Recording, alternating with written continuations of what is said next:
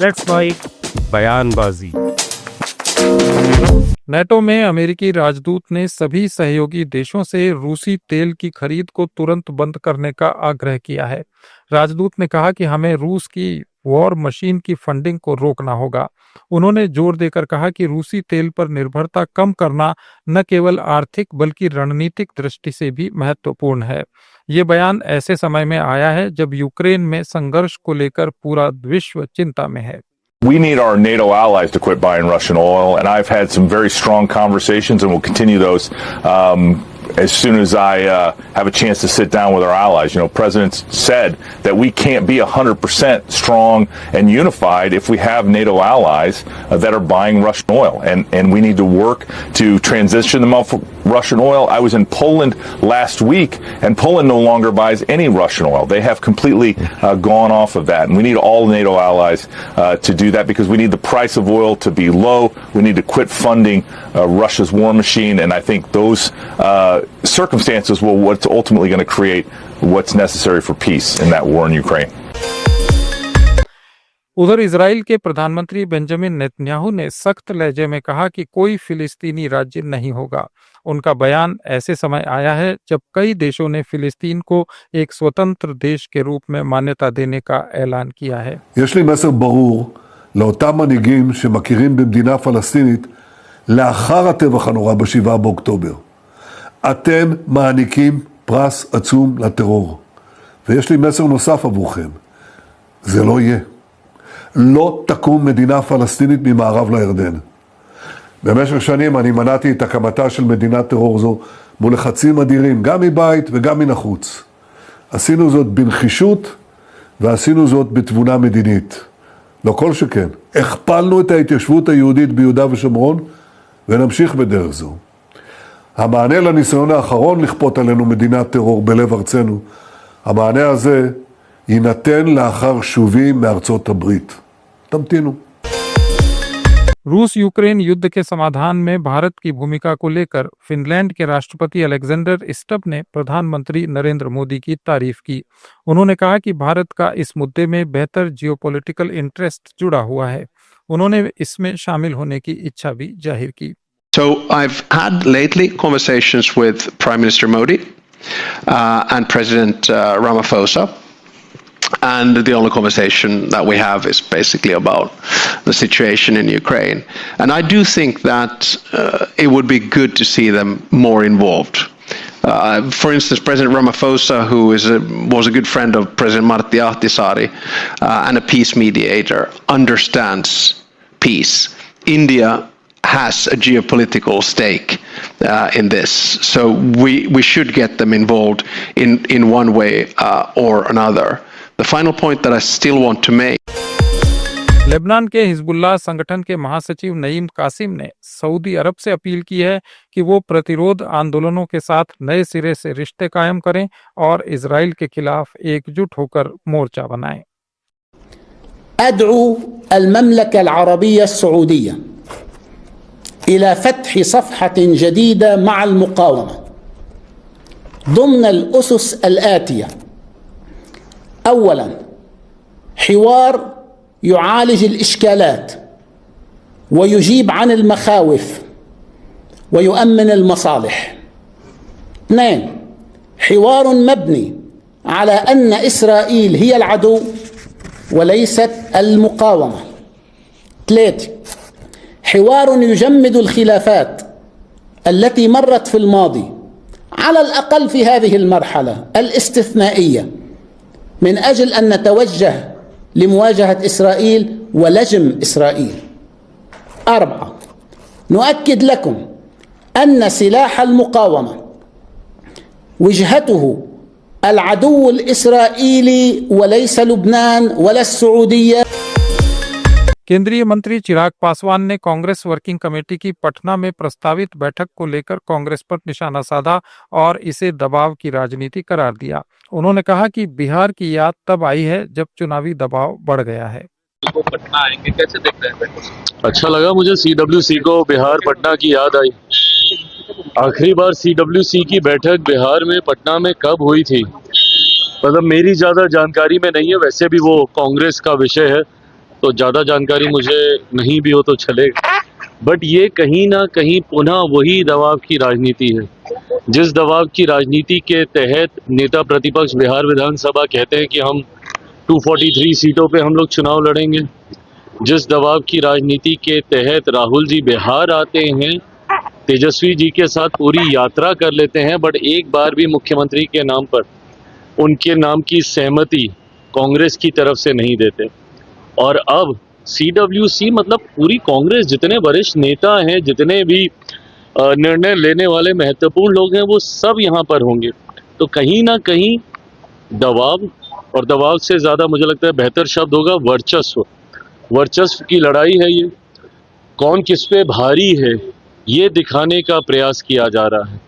जिस तरीके से पिछली बार ठीकरा पूरा कांग्रेस पे फोड़ा गया कि इतनी सीटें दिए थे, इतनी जीते, स्ट्राइक रेट आपका इतना कम था, तो अब कम देंगे।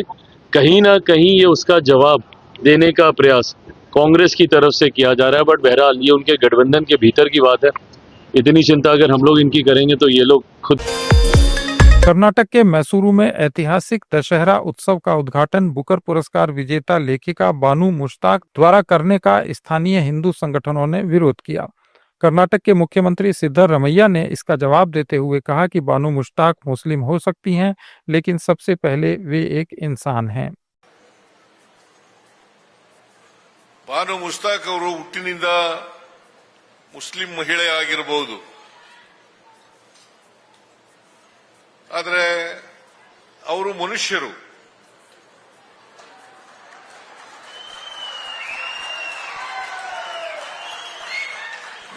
ಮನುಷ್ಯರನ್ನ ಪ್ರೀತಿಸಬೇಕೆ ಹೊರತು ಧರ್ಮದ ಆಧಾರದ ಮೇಲೆ, ಜಾತಿ ಆಧಾರದ ಮೇಲೆ ದ್ವೇಷಿಸಬಾರದು.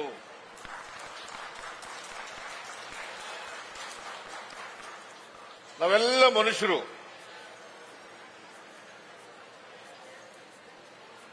ನಾವು ಪರಸ್ಪರ ಪ್ರೀತಿಯಿಂದ ಇರಬೇಕು ಹೊರತು ಪರಸ್ಪರ ದ್ವೇಷದಿಂದ ಇರಬಾರದು. ಅದು ಮನುಷ್ಯತ್ವದ ಲಕ್ಷಣ ಅಲ್ಲ. ನಾವು ಮನುಷ್ಯತ್ವ ಒಪ್ಕೊಳ್ಳೋದಾದ್ರೆ ಈ ನಾಡಿನ ಯಾವುದೇ ಧರ್ಮ, ಯಾವುದೇ ಜಾತಿ, ಯಾವುದೇ ವರ್ಗಕ್ಕೆ ಸೇರಿರ್ತಕ್ಕಂಥವರು ಕೂಡ ಇಂಥ ಪ್ರಮುಖವಾದಂಥ ನಾಡ ಹಬ್ಬಗಳ ಉದ್ಘಾಟನೆಯನ್ನ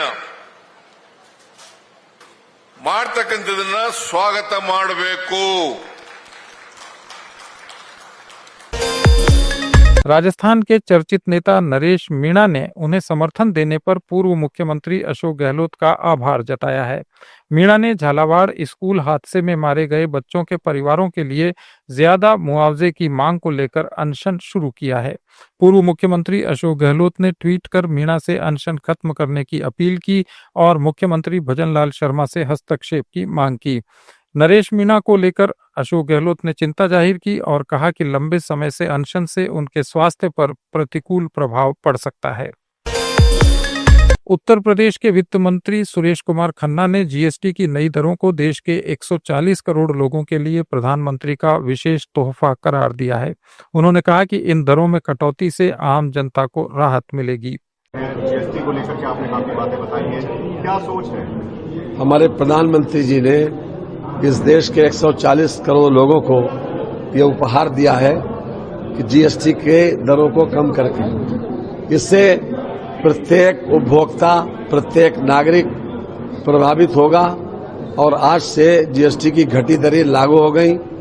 साथ ही साथ जो हमारे व्यापारी वर्ग है वो भी इससे प्रभावित होगा, क्योंकि उसका सेल बढ़ेगी, उसकी दुकानदारी बढ़ेगी, और जब दुकानदारी बढ़ेगी अर्थात चीजों की मांग बढ़ेगी तो इंडस्ट्री भी अपनी रफ्तार पकड़ेगी, और जब इंडस्ट्री रफ्तार पकड़ती है तो रोजगार के अवसर बढ़ते हैं। ये हमारे लिए बहुत बड़ा वरदान है जो हमारे प्रधानमंत्री जी ने जो कहा था कि दिवाली के अवसर पर एक उपहार देंगे, 1 महीना पहले उन्होंने दे दिया।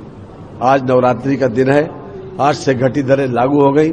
आज हम मार्केट में खास तौर से इसलिए आए थे कि हम अपने दुकानदार भाइयों को बधाई भी दे दें और उनसे इस बात का आग्रह भी कर लें कि इसका आम उपभोक्ता को इसका फायदा मिलना चाहिए। अगर आम उपभोक्ता को ट्रेडर्स इसका फायदा देंगे तो निश्चित रूप से उनकी ग्राहक संख्या बढ़ेगी। जीएसटी में बदलाव के बाद सांसद रवि किशन ने दावा किया कि 100 रुपए की चीज अब 45 से 50 रुपए में मिल रही है। उन्होंने कहा कि ये गरीबों और मध्यम वर्ग के लिए एक शानदार उपहार है। मैं बोल रहा हूं ना, डायरेक्ट 50% रुपए का माल आपको 40 पैसे में, 45 पैसे में, 100 रुपए की चीज 45 रुपए में, 1000 की चीज आपको 450 पौने 500 रुपए में, 5000 की चीज आपको 2650 रुपए में, जहां 3000 का जैकेट था वो 1600 रुपए में हो गया। साड़ी हो, लहंगा हो, चुनरी हो या त्योहार की सारी वस्तुएं हो, शैम्पू हो, टेलीविजन हो, फ्रिज हो, वॉशिंग मशीन हो, सब पर 50% से ज्यादा असर आ गया। इतना बढ़िया सौगात, इतनी अद्भुत सौगात मोदी जी ने त्योहारों पे 140 करोड़ की, वो कोई जो वोट नहीं देता है उसको भी ये सौगात है। इससे शानदार क्या गरीबों को, मिडिल क्लास को। पंजाब के मुख्यमंत्री भगवंत मान ने मुख्यमंत्री स्वास्थ्य योजना के तहत राज्य के हर परिवार को सालाना 10 लाख रुपए तक का कैशलेस मुफ्त इलाज देने की घोषणा की। ये सुविधा सरकारी और पैनल पर मौजूद प्राइवेट हॉस्पिटल्स में उपलब्ध होगी। अरविंद केजरीवाल ने कहा कि ऐसी सुविधाएं तभी संभव हैं जब सरकार ईमानदार हो। 3 साल असी 881 आम आदमी क्लीनिक ਜਿਹੜੇ ਖੋਲੇ 200 ਹੋਰ ਹੋ ਜਾਂ 1000 ਹੋ ਜਾਣਾ ਆਉਣ ਵਾਲੇ ਦਿਨਾਂ 'ਚ। ਤੇ ਉੱਥੇ ਤੁਸੀਂ ਵਿਜ਼ਿਟ ਵੀ ਕੀਤਾ ਹੋਊਗਾ, ਬਹੁਤ ਸਾਰੇ ਤੁਸੀਂ ਕਵਰ ਵੀ ਕੀਤਾ, ਮੈਂ ਦੇਖਿਆ। ਦਵਾਈਆਂ ਦੀ ਜਿਹੜੀ ਅਵੇਲੇਬਿਲਟੀ ਹੈ ਉਹ 30% ਤੋਂ ਹੁਣ 100% ਤੱਕ ਹੋ ਗਈ। ਸਾਰੀਆਂ ਦਵਾਈਆਂ ਉੱਥੇ ਅਵੇਲੇਬਲ ਨੇ। ਤੇ ਜਦੋਂ ਤੱਕ ਫੁੱਟਫਾਲ ਦੀ ਗੱਲ ਹੈ, ਇਹ ਜਿਹੜੇ ਪ੍ਰਾਇਮਰੀ ਸਿਹਤ ਸੇਵਾਵਾਂ ਨੇ ਇਹਦੇ 'ਚ ਪਹਿਲਾਂ 34 ਲੱਖ ਲੋਕਾਂ ਦੀ ਗਿਣਤੀ ਹੋਈ ਸੀ ਤੇ ਕਰਦੇ ਕਰਾਉਂਦੇ ਹੁਣ ਇਸ ਵਕਤ 1 ਕਰੋੜ 80 ਲੱਖ ਜਿਹੜਾ ਬੰਦੇ ਉਹ ਆਮ ਆਦਮੀ ਕਲੀਨਿਕ 'ਚ ਆ ਕੇ ਚੈੱਕਅਪ ਕਰਵਾ ਕੇ ठीक होके जा चुके हैं। बिहार विधानसभा चुनाव से पहले महागठबंधन में सियासी हलचल तेज हो गई है। विकासशील इंसान पार्टी के प्रमुख मुकेश साहनी ने एक बार फिर डिप्टी सीएम पद पर अपना दावा ठोका। एक इंटरव्यू में उन्होंने कहा कि महागठबंधन को दिक्कत नहीं होनी चाहिए, डिप्टी सीएम के पद पर कोई समझौता नहीं होगा। अभी डिप्टी सीएम बनेंगे 2025 में खुट्टा गाड़ कर डिप्टी सीएम बनेंगे। महागठबंधन ने मान ली आपकी शर्त, मान ली कि डिप्टी सीएम आपको बनाएंगे। महागठबंधन को दिक्कत क्या है भाई? तो वहां तो मुख्यमंत्री का ही फेस तय नहीं हो रहा है ना। तो जहां मुख्यमंत्री का तय फेस हो जाएगा वहां डिप्टी सीएम का भी फेस तय हो जाएगा। लेकिन राष्ट्रीय जनता दल का तो दावेदारी है, हाँ। उसी तरीके से वीआईपी पार्टी का दावेदारी है। अगर आपको डिप्टी सीएम पद का फेस नहीं घोषित किया गया तो सीट में कंप्रोमाइज हो जाएगा। देखिए सीट, लेकिन डिप्टी सीएम के नाम पे कोई कंप्रोमाइज नहीं, और डिप्टी सीएम मुकेश सहनी होंगे, इसमें भी कोई कंप्रोमाइज नहीं है। मुकेश सहनी एक दिन बिहार के मुख्यमंत्री बनेंगे, ये आप कह रहे हैं। देखिए कब क्या होगा तो मैं नहीं कह सकता, मेरे नसीब में क्या है। मैं मुख्यमंत्री बनने का सपना देके मैं जी नहीं रहा हूं। मैं जरूर ये सपना देख रहा हूं कि मेरे आने वाला पीढ़ी बिहार का मुख्यमंत्री बने, और रहा कि कब क्या होगा तो नहीं कह सकते हैं। लेकिन अभी डिप्टी सीएम बनेंगे आप? अभी डिप्टी सीएम बनेंगे 2025 में खुट्टा गाड़ कर डिप्टी सीएम बनेंगे। महागठबंधन ने मान ली आपकी शर्त, मान ली कि डिप्टी सीएम आपको बनाएंगे। उधर जन स्वराज पार्टी के संस्थापक प्रशांत किशोर ने बीजेपी पर पलटवार किया। उन्होंने स्वीकार किया कि उन्हें कंपनी से दान मिला है, लेकिन उन्होंने इसे पारदर्शी तरीके से मिला बताया और कहा कि उनकी पार्टी का हर दान चेक से आया है और सब कुछ सार्वजनिक है। फंडिंग को लेकर एक नया विवाद। अरे भाई कोई विवाद नहीं है, कोई विवाद नहीं है। आप कह रहे हैं कि एक कंपनी ने इनको पैसा दिया, तो भाजपा को बिहार के किसानों ने पैसा दिया है? कोई कंपनी ही तो पैसा देगी। वो कंपनी को हमने कोई ठेका दिया हो, उस कंपनी को हमने कोई मदद की हो, तब ना आप हमको दोष दीजिएगा। कोई बिहार देश की बड़ी कंपनी ने जन स्वराज को 20 करोड़ रुपया दिया है, चेक से दिया है। अगर उसमें गलती है उसको जांच कर लो, हमको पकड़ लो, कंपनी वाले को पकड़ लो। भाजपा जो करोड़ों रुपया अपने अकाउंट में शो करती है, 3000 करोड़ रुपया, वो पैसा किसने दिया है? देश के किसी कंपनी ने दिया है, किसी उद्योगपति ने दिया होगा, किसी बिजनेसमैन ने दिया होगा, कुछ वर्कर्स ने दिया होगा। जन स्वराज का भी अकाउंट बिल्कुल पब्लिक डोमेन में है, आप उसको देख लीजिए। जिन लोगों ने पैसा दिया है उनको भी देख लीजिए। ये थे आज के कुछ अहम बयान। अपडेट्स के लिए जुड़े रहिए लेट्स माइक के साथ।